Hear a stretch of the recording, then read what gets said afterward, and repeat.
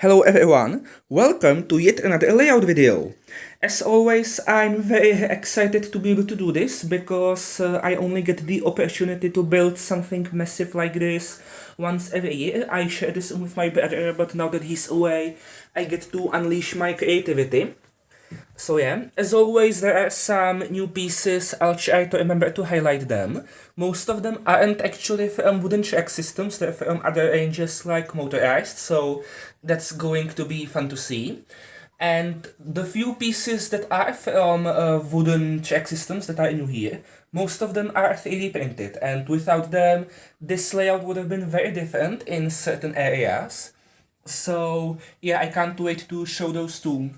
But without any further ado, let's start this layout showcase. So I suppose we'll start at Knapford, since that's where we start every year. You might notice that there's something a little bit different. I got this table here. At first I thought it was gonna be in the way, but then I remembered that I always wanted to do one of those layouts that partially goes under a piece of furniture, but I never had a suitable piece of furniture, so I never did it. But now that I had it, I decided to leave it here so that I could test it.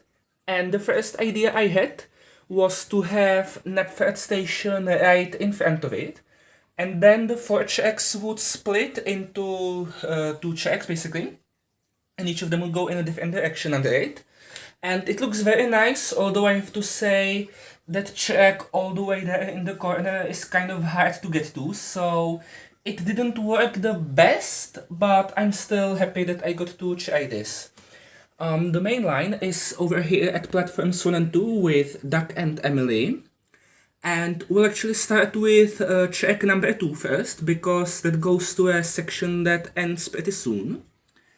So track number 2 is the one with Duchess and D109 on it. Then it goes uphill to this curved viaduct. That's a new piece, and I'm very happy to finally have this. I wanted to have it for a very long time, but it was kind of expensive, but then I found it for cheap, so I quickly got it. And that goes into Vickerstown Bridge. And that's a destination that everyone probably wants to have on their layout because of how iconic it is. This is the version that came with the motorized CGI Talking Thomas and Percy chain set, the one that also has Bulstrode and Henry's Tunnel. I'm sure you know the one. And yeah, it's a really cool piece that fits on pretty much any layout, even non-motorized layouts. Unfortunately, the bridge doesn't really race, but oh well. We got a boat under the bridge, we also got Samson pulling a chain, Suggestions beware, and also a little sign. Then there's this little area. I put here some trees to indicate that this is no longer the sea, this is the mainland. And there's also this bridge, that's a new item. And then here I had some room for a little platform, so I decided to include Barrow Station, because it's not every day you get the opportunity to include Barrow. So yeah, we got Spencer here with a special coach. And he would like to go further, but it turns out that Diesel is invading Sodor with an army of Diesel. Whoops. And I really like how the mainland turned out. Not just because it's basically the first time I've been able to include the mainland on a proper layout, but I also really like the execution. With the mainland you have two options. You either make it basically nothing, but then it's boring, or you make it a little bit bigger, but then you're wasting valuable space and check pieces on an area that's not really all that important. So I had the idea to put it here, basically below the piano, and it turned out really well. It's basically just a long siding, but it looks like a long stretch of main line that continues further. We just don't see exactly where. And it's exactly the right size that I think it needed to be, so that was very nice. But back to Knapford Station, if we take Emily's check number 1, that takes us to where Stafford is. He's a new item and he's 3D printed, it's not the actual Stafford. He's on a 3D printed switch. I'm sure you can see that this is a very useful item. And the main line, the main line, I mean, that goes to Stepney's line. And here we have the sheds. I'm not sure if this should be Tidmouth sheds or Vickerstown sheds because it's right next to Knapford, but also right next to Vickerstown Bridge. But I put in several engines that you might see at Vickerstown, so I suppose it's Vickerstown. We have Pippenema, Ginty, Stepney, and we also got the Logging Locos, Billy, and some other guys. But anyway, the main line continues through Hugo's Line and into Sodor Airport. Now, this is a piece I was very excited to include because it's from the Tommy set with Jeremy, which is a fantastic set. I did a review on it. And it's cool because since it's not chain related, it kind of fits into any layout. But that also meant I had to use some adapters. So here's a 3D printed Tommy to wooden array adapter. Unfortunately, the wooden connection is kind of small and only fits these kinds of plastic connectors. And then here is a Tommy to Checkmaster adapter. And because of that, I had to use a little piece of Superstation check and then a Checkmaster to wooden array adapter. So it was a little bit complicated, but it turned out really well. And I'm really happy with how the airport turned out, because in the past, when it was just this destination, so the airport was just a destination that you generally just passed through. But now it's an actual area, and that's very nice. Of course, we have Jeremy here, and we also have some visitors from the mainland. We'll just leave them to their business. And yeah, the main line then reaches this three-way switch. That's also a new piece. We have Rail Arcade with Action Chugger here. He's also a visitor. And if we go to the left, that actually takes us to Brandon Docks. So we've got the usual suspects. We've got Cranky, Salty, Porter, some cargo cars. We have this boat dock. Stefano is here, of course, my precious. Some boats. And this canal boat, that's a new item. And there's also a helipad and a second Stefano. Cool. There is also this little road section that just goes from the docks to the airport, where you've got some fire engines waiting for a possible emergency. This little fire engine is another new piece. And the cool thing about how Brandon Docks is connected to this layout is that you can reach it if you're going from either direction because of how I made this. I'm sure you can understand it. But anyway, the main line continues through the track that goes straight. That takes us to this crossing where Splatter and Dodge are talking to Arian Bird. And then we take the left track, which takes us up this hill. And here we've got Thomas with Alien Clarabelle at what I suppose could be Marin Station. Then we've got this suspension bridge, there's Charlie. Then through the clock tower, there's Gordon and Rebecca pulling the express. Rebecca is a relatively new piece. And that takes us back to platforms 1 and 2. But there is another line, and I intended it to be the branch line, but I suppose it works better as the loop. And there's not just one place where the loop starts, it's connected to the main line in many places. So I suppose that we'll go back to where Stafford is, and instead we'll take the track that goes through Toby's Windmill to Ginty's line. That takes us to this part of the airport where Stanley and Hank are waiting for Checkmaster Patrick to pass. That again takes us to this crossing. And then here we have a switch. And if we take this line through Henry's Tunnel, which is from that motorized set, that takes us to Farquhar. This is that section I made because of that episode I was talking about. And yeah, it turned out really well. I've never really used this dead-end space as something like this, I think. But it turned out really well. Here we have Farquhar Station, we've got Toby, Henrietta, and Elsie. Then we've got some engines in the sidings. And then we have Farquhar Sheds where we've got Bill and Ben. So yeah, this turned out really well, and I need to do more things like this because I just love it so much. But then if we go back and back to this switch, we take the track to the right because that's where the mainline loop continues. Then here we've got another switch. Bass line leads to the duck pond crossing. And yeah, this is an item that doesn't really work for mainlines and all that because the chains tend to derail on it. So I had to put it on a siding.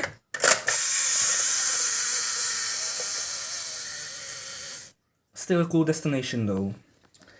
And this switch also leads to another sidings, I guess. And specifically to the Solar Steamworks, where we've got Victor consulting on something with Dan and Dart. Dan is a new custom, say hi to him. And then the loop continues through Heroes Line to this signal station or a signal house, I don't know, where Kenji is talking to Luke, his best friend. And that takes us back to Napfed Station to tracks 3 and 4. Now, it doesn't matter which of these two tracks you take, because they both merge back here. Then they go past this mountain, that we have Marion and Timothy working on something, and that takes you back here. So this is a literal loop that turns you around. We also have this siding for Harvey and the breakdown chain, but I put Urki there instead. And then you take the track that Donald and Douglas are on. And that takes you to Wellsworth Station, where Edward is talking to Trevor. We have the vicarage here. And here you are again near at the sheds. If you take Ferdinand's line, that just takes you to this siding that ends a little bit beyond this bridge. It's nothing special, but I like making these kind of sidings. But the loop continues through this track next to Bird, and then you can see that we're back to where we started. And a cool thing about the main line and the loop is that there are many places where you can go from one to the other. For example, this is the main line, and if you take a Rockets line, that takes you to the loop. Similarly, you can also go from the main line to the loop here, and you can also do the same but from the other direction through this viaduct where Daisy is. And of course, depending on the direction, you can also go from the loop to the main line. So I really like how this part of the layouts turn out. I think that's about everything when it comes to the standard gauge part. So now I'm going to show you the Skyway Railway. So it starts here at the Steamworks. We've got Colin here, and then you take Beo Duncan's line, Beo Duncan moment. Back to that signal house where we have Luke and Kenji.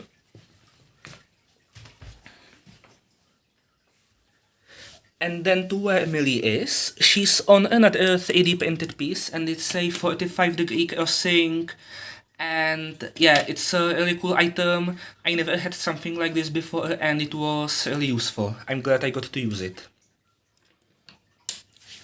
But anyway, the narrow gauge railway goes under the clock tower, and that takes you to the Blue Mountain Quarry. It's kind of similar to how I did it on my first layout on this channel. Similar philosophy, I guess. So yeah, it's basically just an area for the narrow gauge engines to sit around. I've got some sidings here, and this tunnel is actually standard gauge, which is why Paxton is in it. It goes from Knapford Station to the quarry, and then Rusty and Mighty Mac are on dual gauge lines. And then one of these sidings is dual gauge, or maybe both, I haven't decided, but the standard gauge track ends in one of those sidings. We also have Boulder here, hehe. And the narrow gauge line can also go through this tunnel, and then through this mountain, and then all the way there at the back is the statue of Proteus, waiting to be found. And let's just hope it doesn't get found. But I mustn't spoil myself, that will come into the future. Oh well, hey. But that's not the end of the narrow gauge railway. If we take this line that goes under Gordon, we have Smudger here, that takes us back to this crossing, to where Sir Handel is, and then there is this siding where we have Proteus. That can also be interpreted as the track continuing beyond, we just don't see it because the wall is there, but that doesn't really matter. And then there's also this line, and I intended for that to be part of the Scarlet Railway, but when I finished it, I thought that it would work better as another railway. And you can probably see which railway we have Goldie, with Adventurous Henrietta, who is supposed to symbolize Catherine. And that track goes way up, it's like 4 levels high. And here we've got Ethel Lord Harry with the track. Hold on. So yeah, I really like how this part of the layout turned out, because it just goes so high, and it's a proper mountain railway. Yeah, the engines aren't the correct gauge, but really who cares? And Ethel Lord Harry is also a very new item. I'm very glad to have him. It's actually the metallic version, which I didn't know when I was buying him. So I accidentally bought a rare item. Whoops.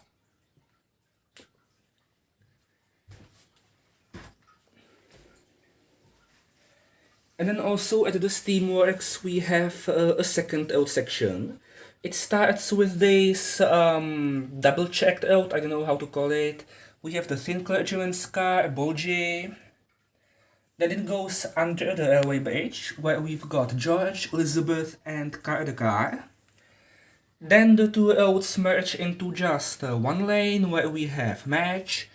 It goes under Meron, and it ends at this gas station where Bertie is. And that's about everything from the wooden parts. There's just one more thing, and it's the Arsdale Railway. Now, the Arsdale Railway is not what it used to be, to say the least. I wanted to make the normal thing I do with the shoot at Arsborough and all that, but it just didn't work out, so I at least did this. Yeah, I'm not sure what you could call this. Maybe this is the return of the mountain route or something. Yeah, I'm glad I was able to at least fit something in here. And it's very simple. There's this loop with Bert, and it goes up, and then there's another loop. And there's one other interesting thing here. This station, which is actually also 3D printed.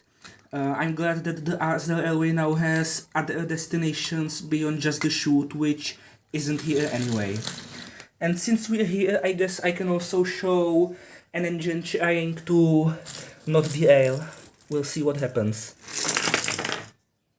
Oh, that's just pathetic. What about the other way?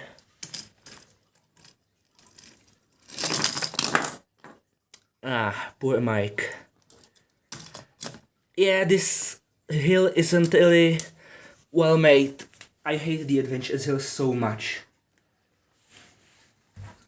But yeah, I think that's about everything.